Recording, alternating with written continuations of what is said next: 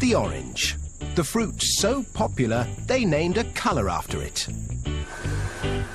America glugs through 2.5 billion liters of the sweet juice every year, and most of it comes from Florida, where they harvest and squeeze over 30 billion oranges a year to keep the juice flowing.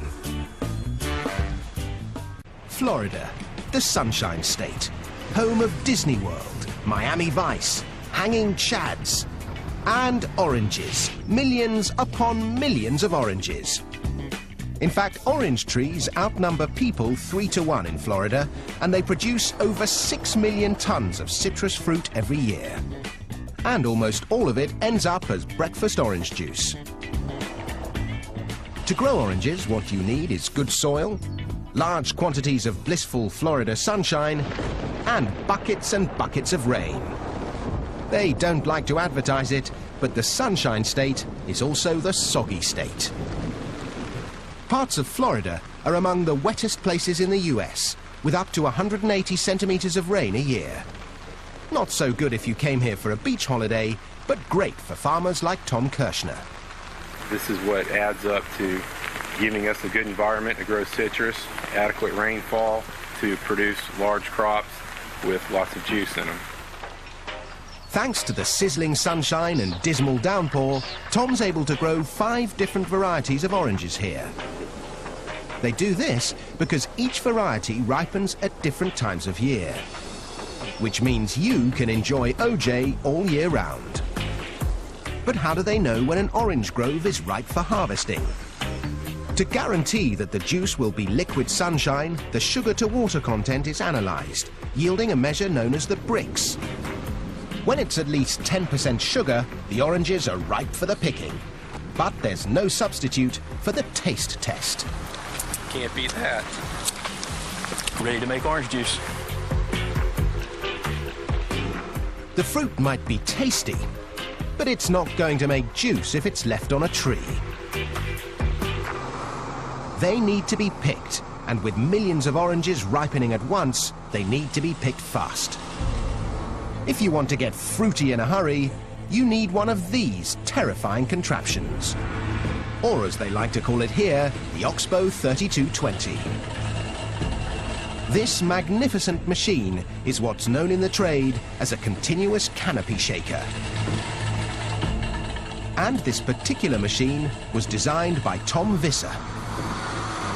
It engages the foliage of the tree and shakes it to and fro, and the shake is violent enough to sever the fruit stem, and then the fruit falls and gets intercepted.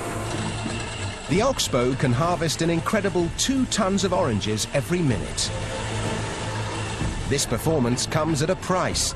A pair of these mechanical orange pickers will set you back $1 million. Just as well, Tom's got enough work to keep them busy, picking 2 million boxes of oranges, totaling 81,000 tons of fruit per year. Once the oranges have been picked, the race is on to make sure your breakfast OJ tastes as fresh as can be. So the fruit is shipped out in these 400 horsepower transport trucks, 20,000 kilos at a time. The trucks bring them to an OJ processing plant, like this one in Lake Wales. Dave Crumbly makes sure they don't run out of oranges. We'll do about 200 of these trucks a day. And each one of these trucks will hold about 120,000 oranges. In 24 hours, we'll be about 24 million pieces of fruit that will run through here. So, more often than not, Dave gets his daily dose of vitamin C. To begin with, the oranges are washed out of the trucks. The fruit is then carried along 2 kilometers of conveyors into the processing plant where it's graded. The oranges are separated by size, and it's time to extract the juice. But these days you won't find gangs of sad-looking orange squeezers with sore wrists. This is orange juice squeezing on an industrial scale. This fearsome machine drops each orange into a ring of metal prongs, which squeeze out the juice before ejecting the pith and peel. From orange to OJ in the blink of an eye. Of course, when it comes to OJ, the world is divided into 2 great opposing camps. One likes it smooth, the other with bits.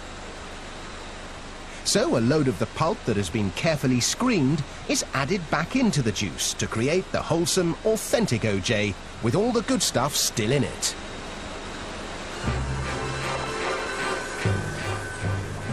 The OJ is now ready to be poured into cartons. It takes 24 oranges to make enough juice to fill each 1.89-litre carton. But quantity counts for nothing unless the quality's good enough to keep orange juice the world's favourite breakfast tipple. There are palates that can tell a Beaujolais from a Burgundy in an instant. And noses that can whiff a Chanel No. 19 from 100 paces. Well, these guys do the same for OJ. An expert OJ taster can spot minute variations in taste, composition and acidity. Doesn't have a very much oily feeling either, does it? There are 11 different measures of quality. Only when a batch of OJ ticks every box is it fit to be shipped.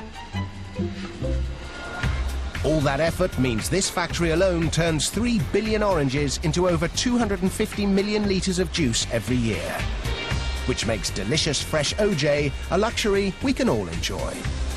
I love oranges. I love orange juice. Nothing any better.